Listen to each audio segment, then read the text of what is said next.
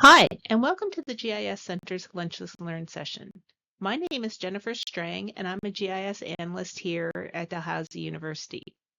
Today's session is titled How to Become a Raster Master Using QGIS.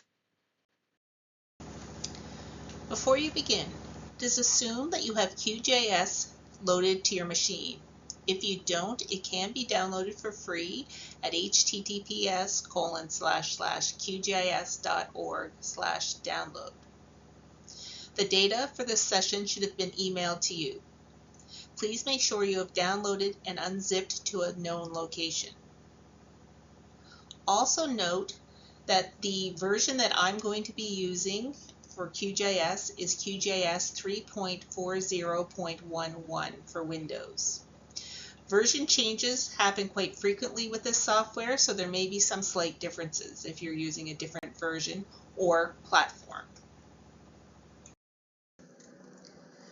The agenda for today. You're going to get introduced to the two data models, Vector and Raster, and see how they compare. We're going to look at the various types of raster data.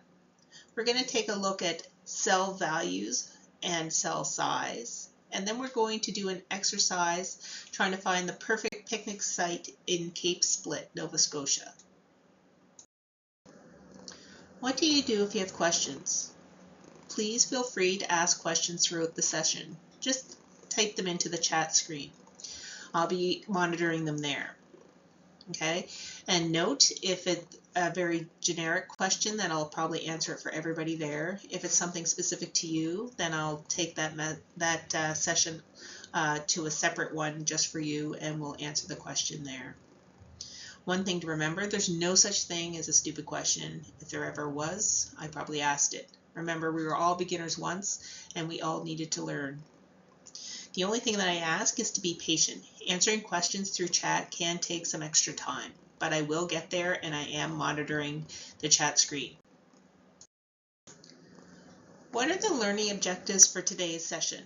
Well, when you complete this session, you should be able to define the two types of geospatial data. You should be able to list the advantages and disadvantages of each of those two types. You should be able to explain how the data type represents the real-world objects. You will be able to see how cell size affects resolution as well as file size. You can identify the types of raster data, and you will learn how to mathematically combine these raster data sets. How do we represent geographic features in a GIS? Well, there's two main models. The first is the vector model.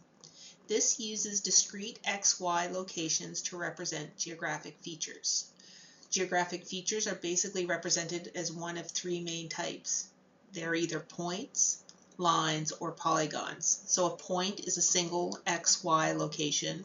A line is a series of XY locations that are connected between from one point to the next.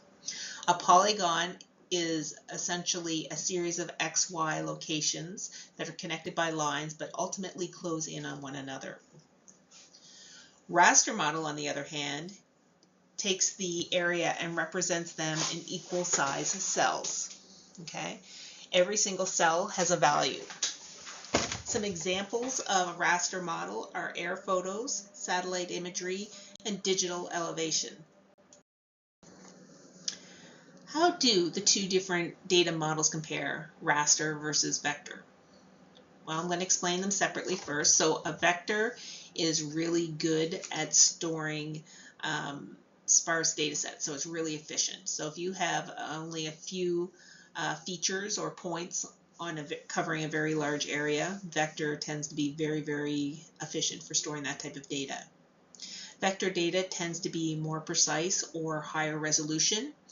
And this is because you can have a lot of decimal points to indicate the exact location of a point or a vertex, which is kind of where a line changes direction. Okay?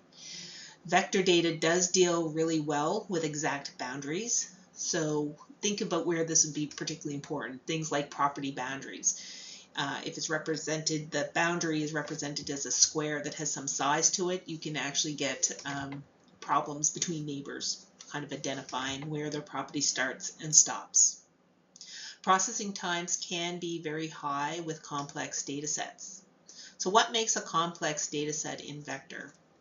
Well, that can mean there's a lot of attributes. So if you think about the example we used last week, we were looking at hotels in Halifax. And if you remember, we only had a couple of attributes. We had a name, an address, a phone number, an X and a Y location. But think about if this hotel had hundreds of different attributes. That's going to make it much more complex and potentially much longer to process any tools that you're running on that.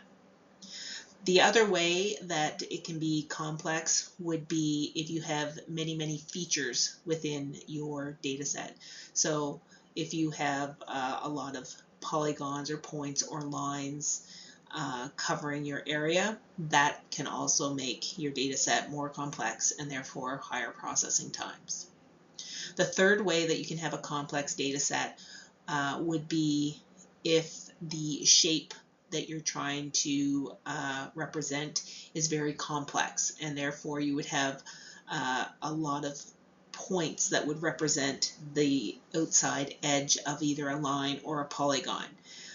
That can also make your data set very complex and potentially increase the processing times. So that's vector. What about raster? So when you're doing rasters, you have your cells that must have a predefined resolution before you start. So each cell represents an area, not an exact location. Raster data tends to be really efficient for storing dense data sets. So if you have data that is everywhere in your map, then raster tends to be a much more efficient way of storing that. The problem with raster, though, it does deal poorly with linear features. Again, think that you're trying to make up a line using a series of squares, okay, on a grid paper. So it's much easier just to draw a line than color in a bunch of squares to represent the line that you're dealing with. And perhaps the biggest difference between raster and vector is there's only one attribute per layer. If you wanted to represent multiple attributes for a layer, you would actually have to have multiple layers of data. Okay, so again, if you think about our hotel, we had multiple attributes in one file. So the hotel had a name, an address, and a phone number. If you were to represent that same data in raster, you would have to have more than one layer to do that. Okay, so one would be for the name, another would be for the phone number, etc. Okay. So let's take a look at how points, lines, and polygons would look if you represented them in raster. So you can see here our points. We have 3 points, and it would be represented in a raster of a number of cells, only 3 of which would actually have valid values. The rest of those cells do need to exist, but they wouldn't have an actual value in them. They'd have a no data value associated. But every single pixel would need to be there to be read properly. Take a look at the lines. So in this might be a river that we're looking at, and you can see it doesn't deal nearly as well with lines as it does in, it does much better with lines than it does in raster. You can see we don't have the same level of detail. Yes, it could be argued you could make the squares smaller, the grid cells, and it would more accurately follow your river, but it's never going to be as crisp looking as it is in the vector. And the final example is taking a look at a polygon and showing what that would look like in the raster world. So remember, in the raster world, you need to have everything has to be inside of a square, and those squares will have some sort of value. It could be a no data value, or it could have some value of meaning. So in the case of the lines or the polygons or the points, those purple squares would have some sort of value. What are the types of raster data? Well, they can be divided into 2 main classifications, thematic rasters or image rasters. Thematic rasters represent geographical features or phenomena, can be discrete or continuous, but represent one distinct theme. That theme can be any number of things. One example might be elevation. it could be land use, but it's only ever going to show one distinct theme. Image rasters, on the other hand, are pictures that are produced by optical or electronic devices, such as cameras, satellites, and scanners. These image rasters then need to be interpreted, typically to be used for analysis within the GIS. So diving into discrete thematic rasters, this tends to be categorical data, has really well-defined boundaries, and depending on the type, could have associated values. So it's important to realize when using raster GIS, rasters should be numbers, or what's stored in the computer are numbers. Sometimes it will have an associated value indicating what that number means. So 15 may equal a land use type of recreation, okay, for example. But remember, there's only ever one attribute, and it's stored as a number in the computer, but there may be an associated text value that goes with it. So here's an example of what discrete thematic raster could be representing. So you can see on the top that you're trying to represent land use of a particular area. So essentially you're putting a grid on top of that and looking at the values underneath it. So in this particular case, you can see the farmland or agricultural is being represented by the number 37, whereas the industrial are represented by 81. If you then take that grid and you look at it top down, what would it look like? And that's what you see on the right-hand side. So you can see there's very distinct boundaries between the numeric values. You can see it's actually the numeric values that are stored in the GIS, but you can see that they're linked to some sort of text field. So in this particular case, you can see that 22 is recreation, 37 is agriculture, okay? So if you query the individual cell, it's by default going to give you the number. There may be an associated value that goes with that that'll tell you what that number means. The second type of thematic rasters is continuous thematic rasters. So again, this is geographical phenomena that could vary at every single location on the map. Every cell, therefore, could potentially have a unique value. Some examples of data that's mapped as rasters like this could be elevation, temperature, cell phone signal strength, to name a few. So here's an example of what continuous thematic raster would look like if you're mapping a real-world situation. So you can see on the left we're trying to map the elevation of a particular area. Again, you're going to dump a grid over top and you're going to find the elevation inside of each one of those cells. If you were to look at that from a top down and put the grid into a GIS, it might look like what you see on the right-hand side.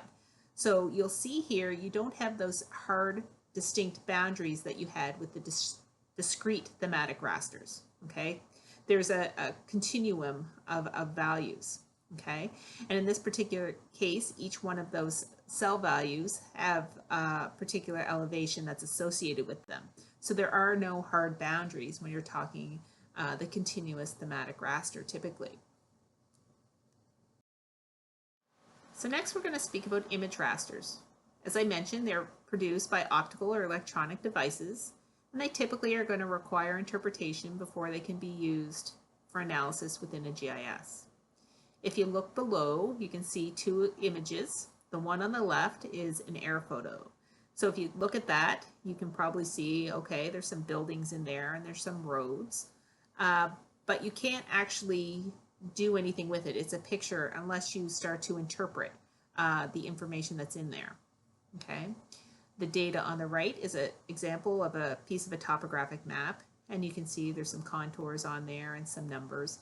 And again, somebody would need to interpret this. So you can tell that there's a contour, and contours are lines of equal elevation, but there's no way to tell the computer this by default. It has to be interpreted after it's been scanned in. When working with raster data, one of the main differences between that and vector data is you only have one attribute per layer, okay? But what happens if you need to identify a class or a category or a group of cells, okay? So to do this, you typically have a layer, a raster layer, that will be divided into either zones or regions. So what is a zone? A zone is a group of cells that have the same value, but they don't necessarily have to be adjacent. So for instance, if you wanted to identify all of the balsam spruce tree stands in a particular area, you would then identify which zone, which would be clumps of areas that may or may not be connected, okay, that would identify the balsam fir. Regions, on the other hand, are groups of cells that have the same value again, but they must be adjacent. So regions tend to be used if you need to find flow or movement. So these cells need to be connected in some way to move along or through them to from one area to another. So here's an example of a raster that could help define various areas within your map. So in this particular example of raster, you have values 1 through 4, 1 representing water, 2 representing wetland, 3 forest, and 4 beach. The cells that show value 2 would be an example of either a zone or a region. So in our case, we only have one area, so it is contiguous, and you can see there's some connectivity there. So it can be a region, but it can also be a zone. The cells with the value 1, which is the water cells, would be an example of a zone. So you can see there are 2 separate areas that have the value 1 inside of it. Cell size. If you're creating raster data, it can be any size that you define it to be. Smaller cells have higher resolution, so there's far less generalization. But these smaller cells can mean larger file sizes, which can mean a lot longer processing times. Larger cells, on the other hand, have less resolution, therefore more generalization, but can run much, much faster. Ultimately, you need to balance the application needs with the time, the size, and the space limitations that you have available. So what about cell size and how it could represent a feature, okay? And how accurate is that to the actual feature that you're trying to represent? So in this particular example, you can see we have a polygon that we're trying to represent. In the 400 by 400 meter cells, you can see it doesn't actually capture the shape very well at all. If you actually calculated the area for those cells, it would be 1,120,000 square meters. Okay. The problem is the actual size of the polygon is 855,546. So you can see there's quite a big discrepancy. It's not representing the shape well, so there's some issues. Okay. If you take a look at the middle example, these would be a representation of 200 meter by 200 meter cells trying to represent that same polygon. In this case, you can see the shape looks a little bit closer to the polygon we're trying to represent. You can also see that the area, although not perfect, is getting better and more similar to what the actual area is. Okay. If you look at the final image, that's the 100 meter by 100 meter cells, it's actually doing a pretty good job at representing the shape of the polygon. And you can see the area is actually much more closely representative to what the actual area of the polygon is. It's really important when you're using raster and you're converting your data, if you are converting it from vector to raster, that you consider the ramifications of the cell size and what you're trying to represent and the time it's going to take. So you can see the size on the 400 by 400 meter going from 400 to 200 doesn't just double the size, which is what you probably think by default, but it literally quadruples the size.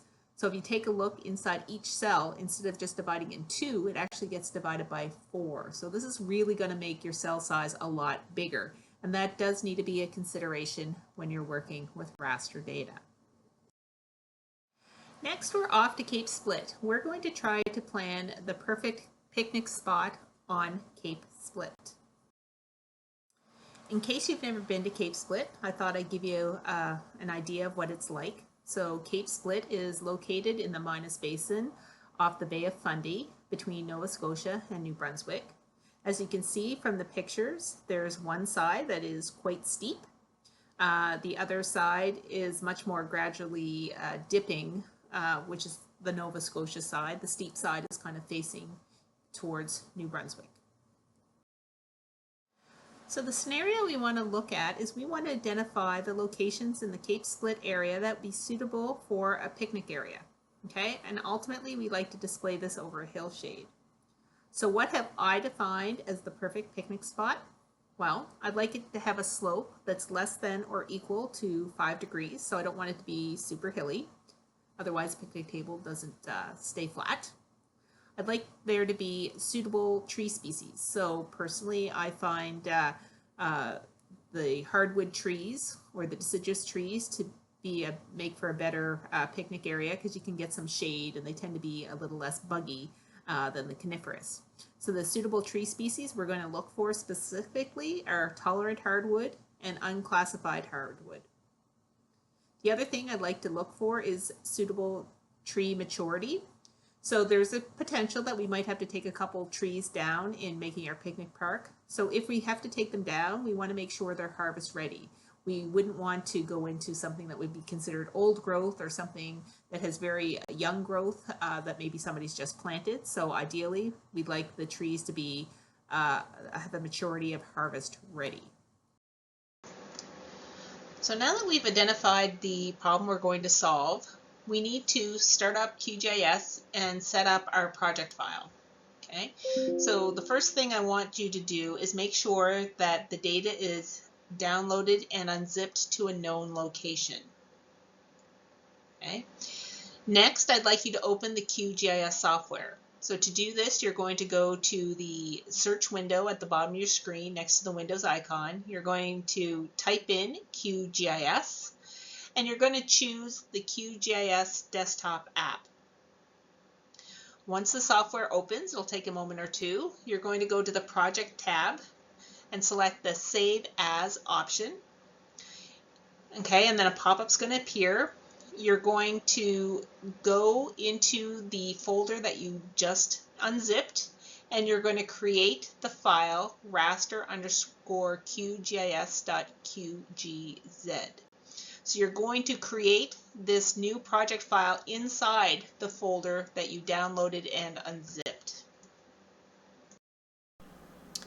We're going to start by setting up our QGIS project. To do that, we need to start QGIS. So we're going to go down here to the Windows icon in the search window, and I'm going to type in QGIS. And I'm going to open the QGIS desktop app. It'll take a moment or two for the software to open, but when it does, we're going to create a new project. Okay, so here we are in our QGIS. Now we're going to make our new project, and we're going to put it inside of the folder that we just finished downloading. Okay, so if we go in here, before the session you would have been sent the data for the Lunchless Learn. Okay, so you can see it's titled Lunchless Learn _raster Q. I've unzipped it in here and it's right in my downloads folder. So I'm going to put our new project inside of this folder here. Okay, so how do I go about doing that? I'm going to go up here to my project tab. I'm going to go Save As.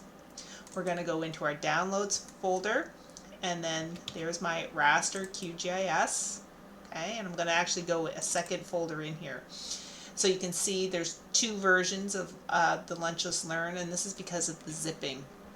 Okay, and I'm going to call this project Raster_QGIS, and then I'm going to hit the Save button. And you can see the name of the new project is right here in the top right corner. Now we need to add our data. Go to the Layers tab at the top of the window, choose the Add Layers option that pops up, and then the Add Raster Layer. This is going to open a new window.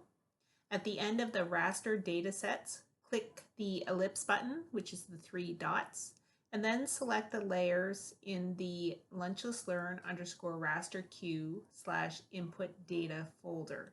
There should be 3 of them, DEM, species, and maturity.tif. You're going to select all 3 of them. And you can do this by holding your control button down. Now we're going to add our data into our QGIS project. To do that, we're going to go up here to the Layers tab. We're going to go to the Add Layers option and then Add Raster. Okay, so you can see here we're now able to add our raster data sets. We're going to click on the ellipse button here at the end, and we're going to go into that folder that we had downloaded. So again, this is in our Lunches Learn Raster QGIS. Okay, and there's this input data folder, so I'm going to double click on that. And we're going to go look for the 3 files. So we're going to be looking for the TIFF files. You can see the data type over here. So there's the DEM and the species, as well as the maturity.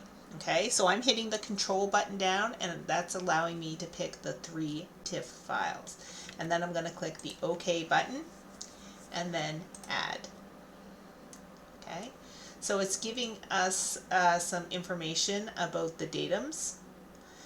We're going to agree with the 3 of them, and we're just going to click the OK button. When it's done, I'm going to hit the Close button. Okay, and you can see my data now appears on my map. For the next step, we need to create the slope. So to do that, we're going to focus on the layers that we need to use to make the slope, which is the digital elevation model. So I'd like you to turn off both the species and the maturity layer. You do this by unchecking the boxes next to species and maturity in the layers window on the left-hand side. Next, we need to create the slope layer. Again, this will be created from the digital elevation model, which should be the only layer that's left on. So to do this, you're going to open the Processing tab near the top of your screen. You're going to click on the Toolbox. A Processing Toolbox window is going to open on your right-hand side of your screen. You're going to type in slope in the search. You may notice that multiple slope tools will appear.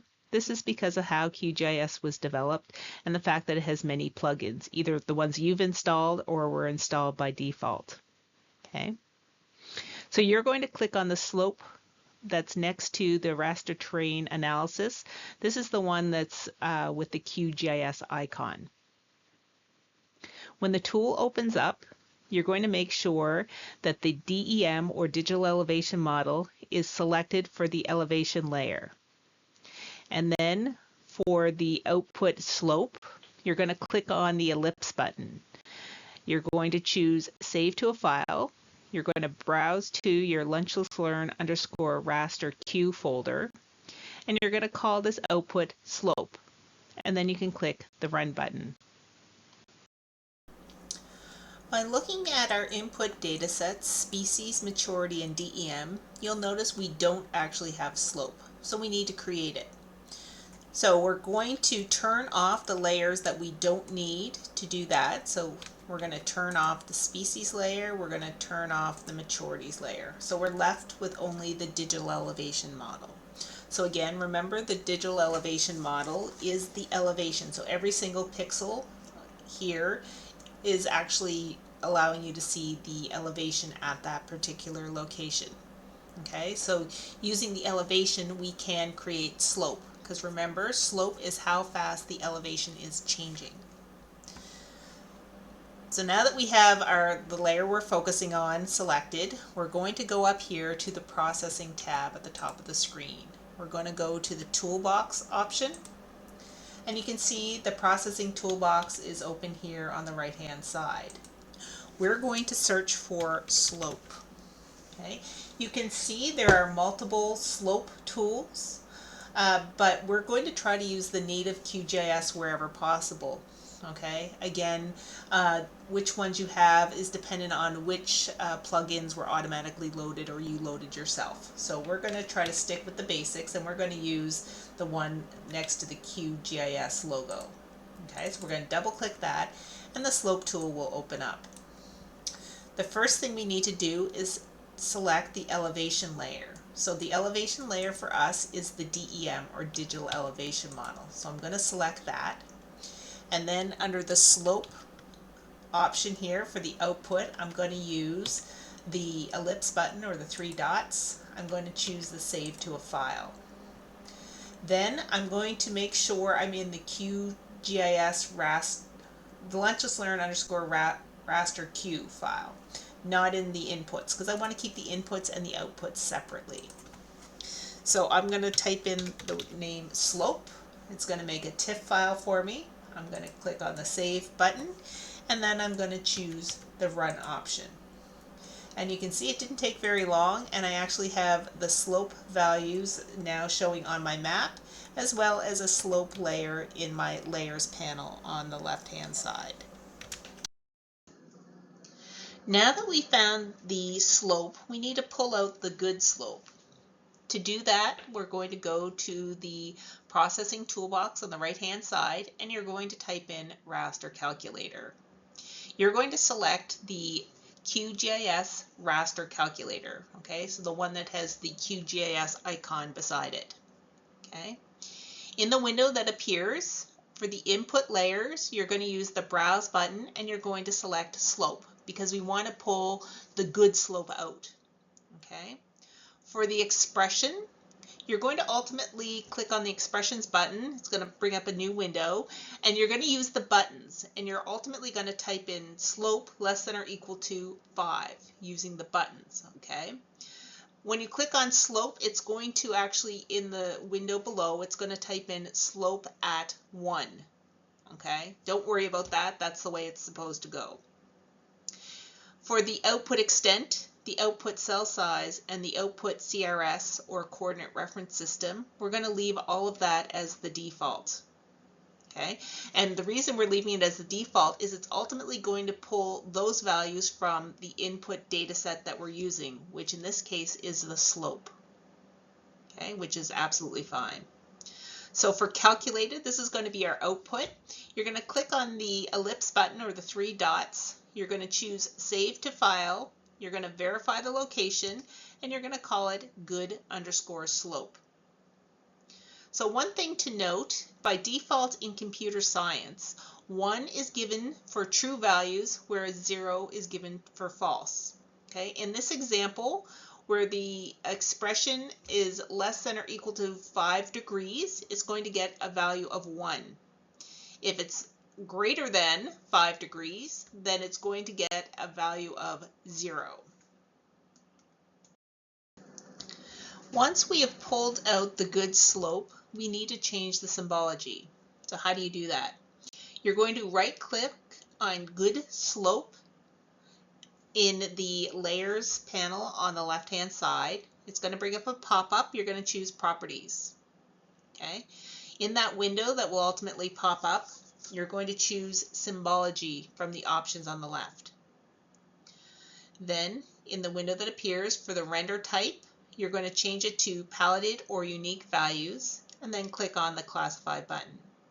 You're going to adjust the color by double clicking on the colored symbol, and in the new window you're going to pick a color that is more appropriate. Now to pull out the good slope. You can see in this example the original slope file has a value from 0.1 up to 56.8. Okay? Ultimately, we only want those areas that are less than or equal to 5 degrees. So how do we do it? So in the processing toolbar up here on the right hand side, we're going to type in Raster Calculator. Okay? You can see there's the QGIS icon. We're going to choose the Raster Calculator that's underneath that one.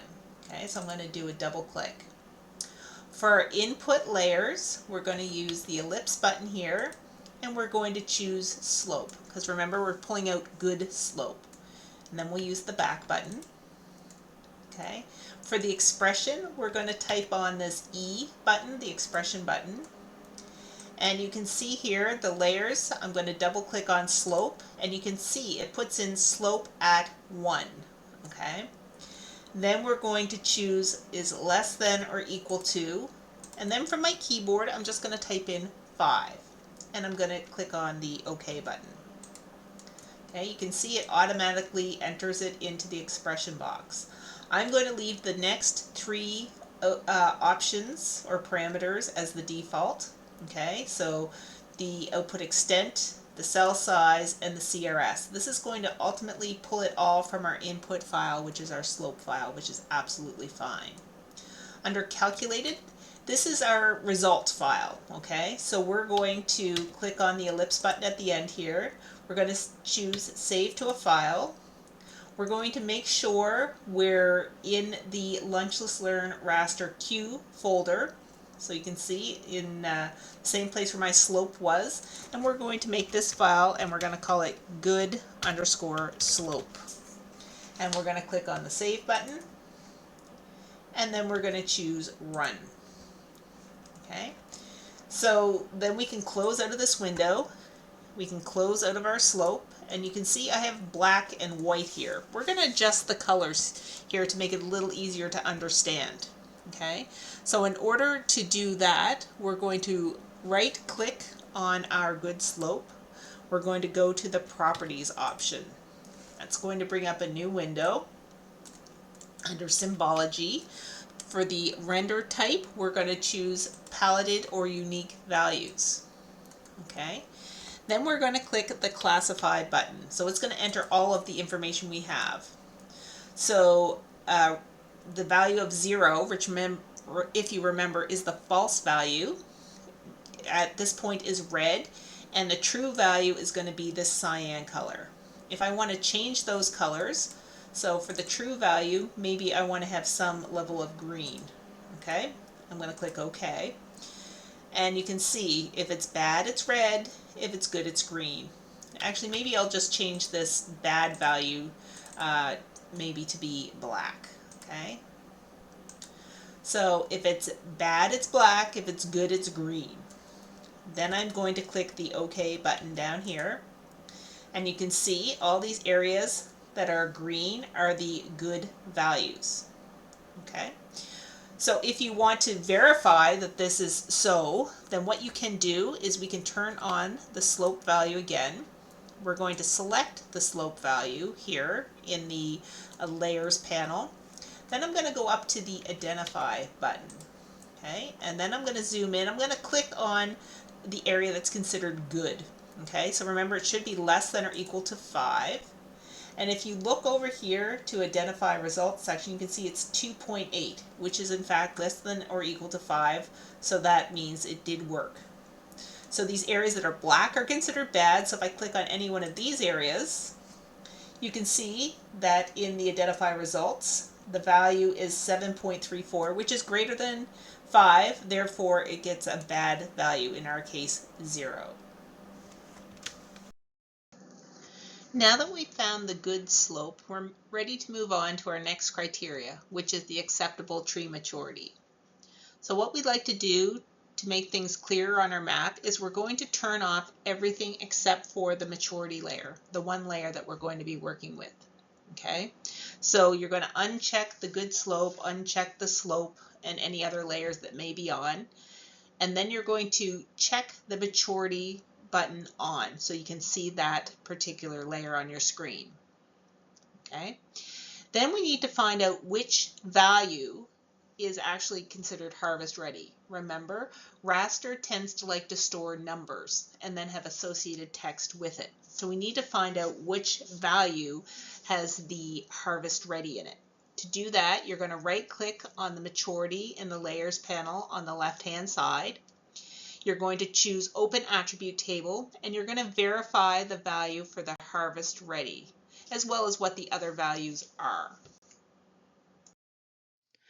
Now that we understand our data a little bit better, we're going to reclass the data. To do this, go to the open toolbox on the right side of the page and choose and start typing reclassify by table. When the tool opens, you want to enter the raster layer as maturity. For the reclassification table, click the ellipse button. This is going to bring up a new window. You're going to click the add button and add 3 rows. Then you're going to fill it in as follows. And then click the OK button. So in the first row, it's going to go from 0. The maximum value will be 3. and the end value will be 0. The minimum value of 4 goes in the second row, the maximum value of 4 with an end value of 1. A minimum value of 5 with a maximum value of 7, which has the end value of 0. So again, remember, in computer science, typically 1 is considered true, 0 is considered false. So then you need to make sure you click the OK button, which will take you back. Then you're going to open up the advanced properties and change the range boundaries to minimum, less than or equal to the value, and that is less than or equal to the maximum value. So we want to make sure that our table is going to work the way we expect it to. Then, under the Reclassify Raster, click on the ellipse button, the 3 dots at the end, choose Save to a File, and enter the name Good Maturity. It should be in the location with your other TIFF files. So we found the good maturity. What we want to do now is we want to change the symbology to make it a little more understandable. Okay, to do that, you're going to right click on good maturity in the layers panel to the left hand side. You're going to choose the properties option. Okay, then in the window that appears, you're going to make sure that the symbology is selected on the left hand side. We're going to change the render type to paletted or unique values, and then click the classify button so all the unique values will automatically appear. Click on the color patch and change the colors to something more appropriate. Now that we've temporarily finished with our slope data, we're going to close out of it and focus on the maturity because we need to pull out our good maturity. Okay, so to do that, we're going to go over here to our layers panel. We're going to turn off all of the layers here, which is our good slope, our slope, and we're going to scroll down and turn off our DEM. We're going to turn on our maturity layer. Okay, we're going to zoom out a little bit so we can see what's going on here. So taking a look within our layers, you can see the layer that the value that we're interested in is this purple value, which is the harvest ready. Okay, but remember, GIS with rasters likes working with number values, not text values. So what we need to do is find out what the numeric value is for this purple layer. So how do you do that? We're going to right click on the maturity layer. We're going to go to the open raster attribute table. Okay, and we're going to expand this a little bit, and you can see here our values range from 0 to 7. Okay, our harvest ready is 4. So we're not interested in values 0, 1, 2, 3, or 7. The only one we're interested in is 4.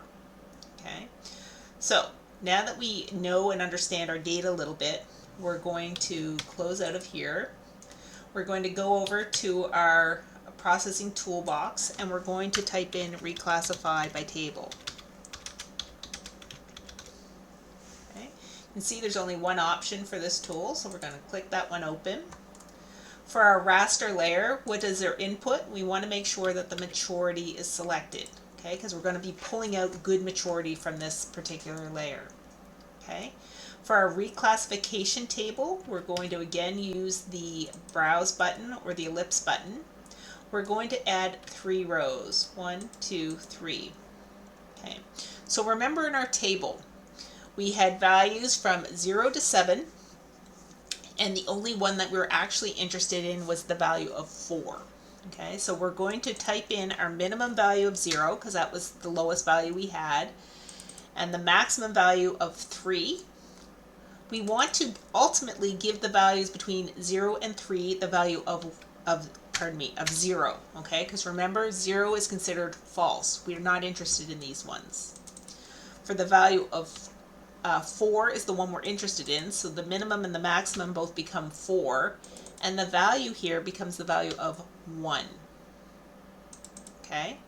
And then we're going to go from 5 to 7, and that also is going to get a value of 0 because we're not interested in any of the values other than 4.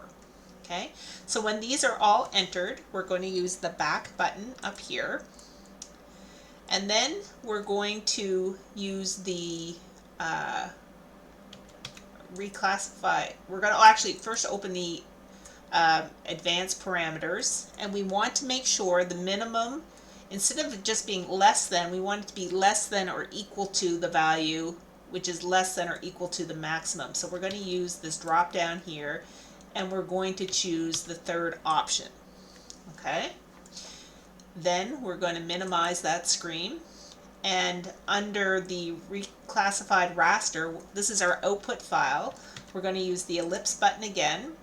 We're going to choose Save to File, and we're going to make sure it's in with the rest of our data. And again, this time we're going to be creating a layer called good_maturity. Then I'm going to click the Save button and choose the Run option. Okay, and you can see it's finished very quickly. I'm going to hit the Close button, and you can see here that I have black and white, which are the values related to good maturity here. I want to change these to make them a little more understandable. Okay, so to do that, we're going to right click on the layer. We're going to choose the properties option. In the pop-up, we're going to make sure we're on symbology. We're going to change our render type to unique, paletted unique values. Okay, then we're going to hit the classify button. You can see we have two options here. 0 is our false value, 1 is our true. So actually I'm going to get rid of our false value, so I'm just going to hit the minus sign there. Okay, so by default we should get no color in that one. Okay, for our true color, I'm going to pick a different shade of green. Okay, so again, we can choose our various ways of picking our color, and I'm going to pick a darker green for this one. Okay, and I'm going to click the OK button, and then I'm going to choose the OK button down here. And I have this green, which is what I'm expecting, but I have all these other colors. Well, that's because the maturity layer is on underneath, so I'm going to turn that off. So you can see in this example now, anything that met our values, which was purple in our original, now goes to this green, and everything else is put to the value of 0, which is what we're not interested in. Okay, so we now have our good maturity layer. We now have our good slope and good maturity layer.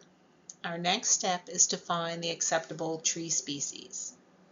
So again, what we're going to do is we're going to turn off all of our layers except for species. So this means you need to turn off good maturity and the maturity layer if it's still on. Okay, and then check on the species layer. Next, we need to determine the attribute values that need to be changed. Again, remember that raster data likes to deal with numbers, not the text. So to do that, we're going to right-click on the species layer in the Layers panel to the left-hand side, and we're going to choose Open Raster Attribute Table. We're then going to check out what are the corresponding values for tolerant hardwood and unclassified hardwood, and also take a look at the spread of the data or the range of the data. Now that we've looked at our data, we were able to find out that the 2 species of trees we're interested have the values of 3 and 5. We also know that the range of values, numeric values for those species range from 1 to 7. Okay? So in the processing toolbox, we're going to type in reclassify by table, and we're going to open that tool up. For the raster layer that we're going to be reclassifying, it's species. Then we're going to click on the ellipse button or the 3 dots next to our reclassification table, and that's going to open up a new window. We're going to click the add row button 5 times, and then we're going to fill in our table as shown below. So the first value is going to be, for minimum value, is going to be 1 to a maximum value of 2. The value for that is going to go to 0. Okay, and then we're going to go from the minimum value of 3 to a maximum value of 3, and that's going to get a value of 1. Then we're going to go in the next row a minimum value of 4 to a maximum value of 4, and that's going to get a value of 0. The next row, minimum value of 5, maximum value of 5, the value goes to 1. Minimum value of 6 to a maximum value of 7 will get a value of 0. Again, what we're doing is we're giving the values that we're interested in a value of 1. Everything else gets 0. Then we're going to click the OK button. We're going to expand the advanced parameters for the range boundaries, and we're going to choose the option minimum less than or equal to value less than or equal to max. We're going to name our reclassified raster good_species. Now that we found our good species, we need to change our symbology. So again, what we're going to do here is we're going to right-click on Good Species in the Layers window, and we're going to go to the Properties option. We're going to make sure symbology is selected on the left-hand side of the window that appears. For the render type, again, we're going to change this to paletted or unique values. Then you're going to click the Classify button at the bottom, so it's going to add all of the values that are there. In our case, will only be 0s and 1s. You can then click the colored box and change the colors to something that makes sense for you. So now we've got our good species selected, or pardon me, our good maturity selected. We need to focus on our species. So what we're going to do is we're going to turn off our good maturity and also our maturity, which is already turned off, and we're going to turn on our species layer. Okay, so remember, the species that we're interested in is the tolerant hardwood and the unclassified hardwood. Okay, so what we need to do is figure out what numeric values are associated with those two options. To do that, we're going to right-click on the species layer. We're going to choose Open Raster Attribute Table. So again, when we do that, we're going to see the values, the numeric values that are actually stored. So again, the two that we're interested in are the tolerant hardwood, which has a value of 3, and the unclassified hardwood that has a value of 5. Our values range from 1 to 7, but the only two we're interested in are 3, which is tolerant hardwood, and 5, which is unclassified hardwood. So we're going to close that window. We're going to go back up here to our processing toolbar, and because I had just ran the reclassify by table, it's still there, so I'm going to just double click on it. This time we are interested in the species layer, so you can see the species is selected. For our reclassification table, we're going to click on the ellipse button, and this time we're going to add 5 rows, 1, 2, 3, 4, 5. And remember, our values range from 1 to 7. So the first row we're going to type in a value of 1, a maximum value of 2, and the value here is going to go to 0. Okay, so we're not interested in values 1 and 2. We are interested in the value of 3, so the minimum and the maximum both go to 3, and the ultimate output value is going to have a value of 1. Okay, then we're going to go to 4. The minimum value is 4, the maximum value is 4. But we're not interested in that, so we're going to give that a value of 0. Okay, we are interested in the value of 5, so the minimum value, the maximum value both become 5, and the value it's going to turn into is a value of 1. So for our last row, we're going to go from value 6 to value 7, and that's going to get a value of 0 because we're not interested in those two values. Okay, then we're going to click on the back button here, okay, and then we're going to go to our advanced parameters. We're going to expand that, and for our range boundaries, we're going to choose the third option, minimum less than or equal to value less than or equal to maximum. We're going to minimize that again, and then under our reclassified raster, our output, we're going to hit our ellipse button. We're going to choose Save to File, and this time we're going to call it Good Species. Okay, again, paying attention to the location. It's in the same location as my other files, so that's where I want it to be.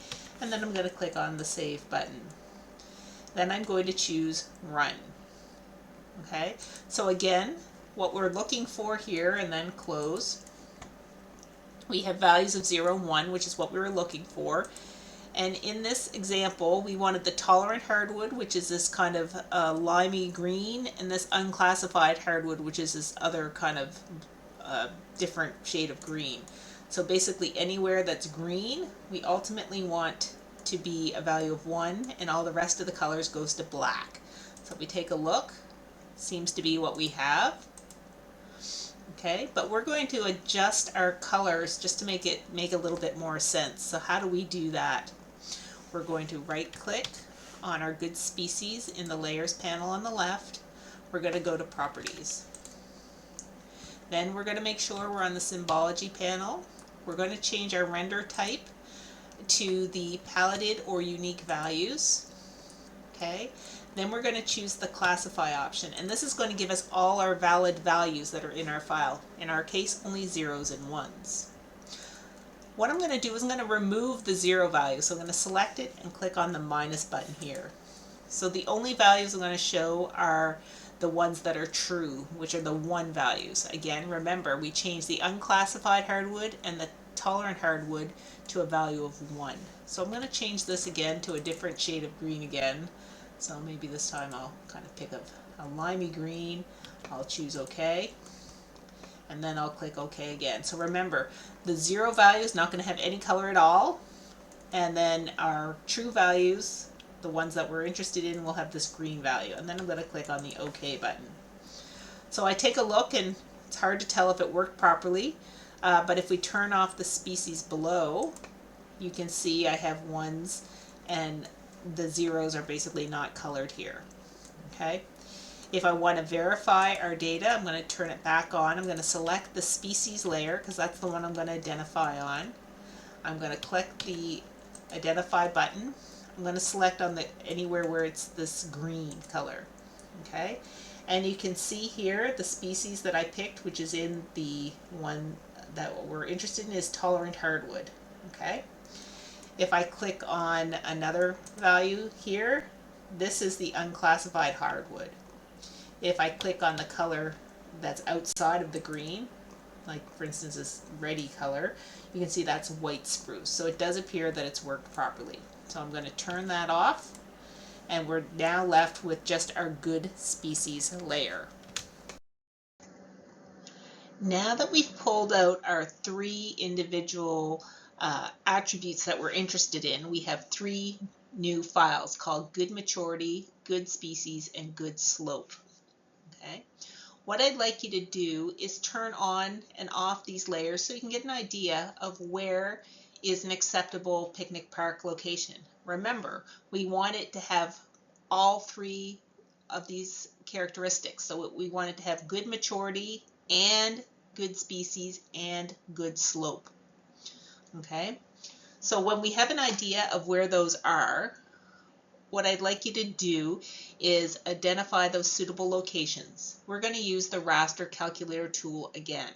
Okay, so again, you're going to go to the processing tool box on the right hand side, and you're going to type in raster calculator.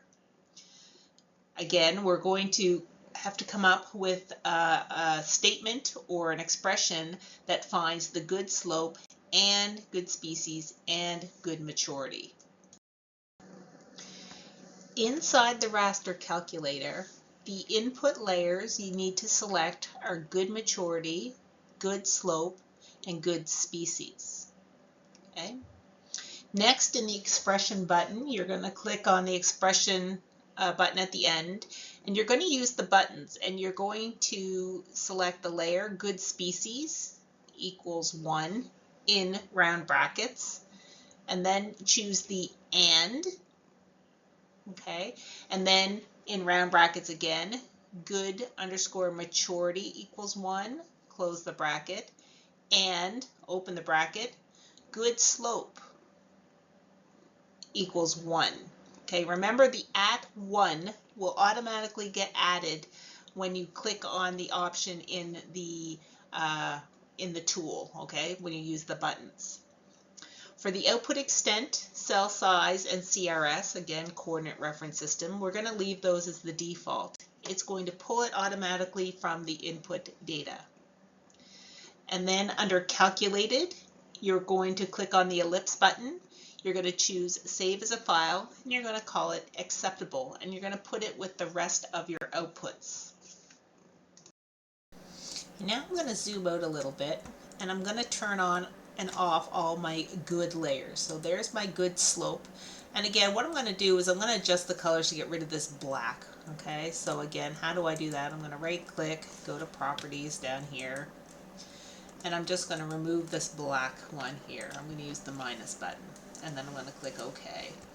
So you can see, hopefully, maybe I'll adjust this color a little bit more. Maybe I'll make it a lot lighter. Okay, so we'll put it way up here. I'll hit OK. So you can see right now there's my good slope, and the good species is below it. So you can see these places where both exist are both good. Then we're going to go down here and we're going to add on our good maturity. So again, where all three of these things overlap is our ideal picnic park location, where good species and good maturity and good slope all exist. Okay, so we're going to turn this one on and off, and we're going to turn this one on and off. So again, so a lot of this up here will all be considered good. Okay, so then we'll take a look at the good species. So all of this and the green, so you'll remember there was some points over here that did match. Okay, so again, where all three of these areas exist is where we're interested in. Okay, so next we're going to go back over here to our processing toolbar, and we're going to type in our raster calculator again.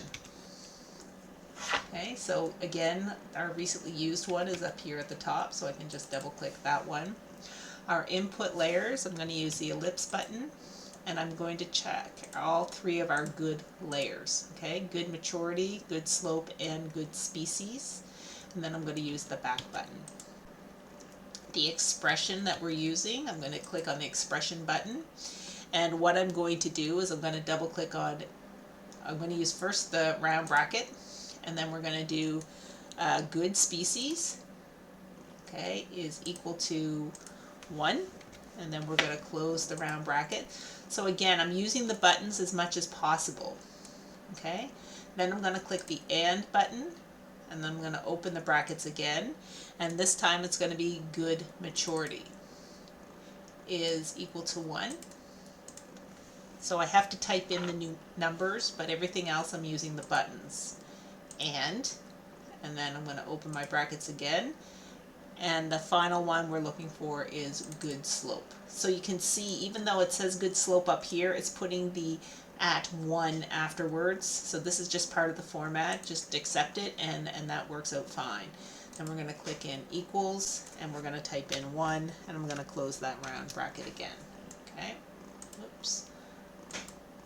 So is equal to 1 on my keyboard. Close the bracket, and then I'm going to click the OK option. Okay, so we are looking where the good species and good maturity and good slope all are valid. Okay, we're going to leave the output extent, cell size, and reference system all as the default. It's going to pull it from the inputs, which is fine. Under calculated here, we're going to use the ellipse button. We're going to save to a file, and we're going to call this new file that we're creating acceptable. Okay, we're going to click on the save button, and then we're going to choose the run option. Okay, and you can see here we've got our data set that's good to go. So again, in our case, we've got 0s and 1s. I'm going to adjust the colors again. I'm going to right click on acceptable. I'm going to go to properties. I'm going to change, so again, we're on symbology by default. We're going to go to the render type, to paletted or unique values, and we are going to choose the classify option. You can see our values. We're going to get rid of the 0 again, and then what we're going to do is we're going to double click on the red. Actually, we'll just leave it at red for this time. So again, anything that is red meets all of our criteria. Actually, maybe I'll make it another green color again. So We'll pick on green and maybe a dark forest green again. We'll click on OK and then click OK at the bottom. Okay, so I'm going to turn off my other layers. Okay, so my good species as well as my good maturity. So these locations are the only spots that met all three of our criteria of species, maturity, and slope. The next step is showing our acceptable area over the hillshade. So first, what is a hillshade? Well, by definition, it's a hypothetical illumination of a surface represented by shadows on a map that simulate the effect of the sun's rays to create a 3D effect on the map. So essentially what it does is it kind of shows hills and valleys on your map, okay, by showing white and dark. Kind of the lighter side would be where the sun is hitting, the dark side would be in shadow, and it's actually very intuitive for people to understand what's a hill and what's a valley when you see a hillshade. Okay, so what I'd like you to do, if you haven't already, is turn off all of the layers except for acceptable.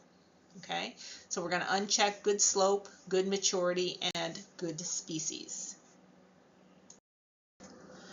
So first we need to find the hillshade tool. To do that, we're going to go over to the right-hand side to the processing toolbox. We're going to type in hillshade. We're going to choose the Raster Terrain Analysis Hillshade option. Okay. In the window that appears, the elevation layer that we need to use is our DEM. Remember, that stands for Digital Elevation Model. So basically, these the areas are being created using the elevation. Okay. Our Z factor, we're going to leave it at 1. That's because our elevation is in meters as well as our projected coordinate system, which is also in meters. So we're going to leave our Z factor to 1. Our azimuth, we're going to leave it somewhere in the northern hemisphere. So again, think about a compass rose. So 0 would be due north. Due east would be 90 degrees. Due south would be 180. And due west would be 270. Okay, so we want to have our DEM showing somewhere from the values of 0 to 90 or 270 all the way up to 360. Okay, and that will give you the correct impression of what's a hill and what's a valley. Okay, for altitude, this is how high our sun is in the sky. So we want it 40 degrees, okay, so we can get some good shadows. If it's directly above us, we won't see any shadows at all. Okay, so that would be 90.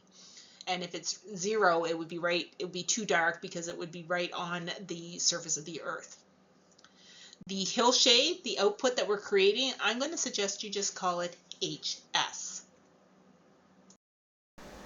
So now that we have our acceptable picnic parks, we want to put it over top of the hillshade. So let's make our hillshade.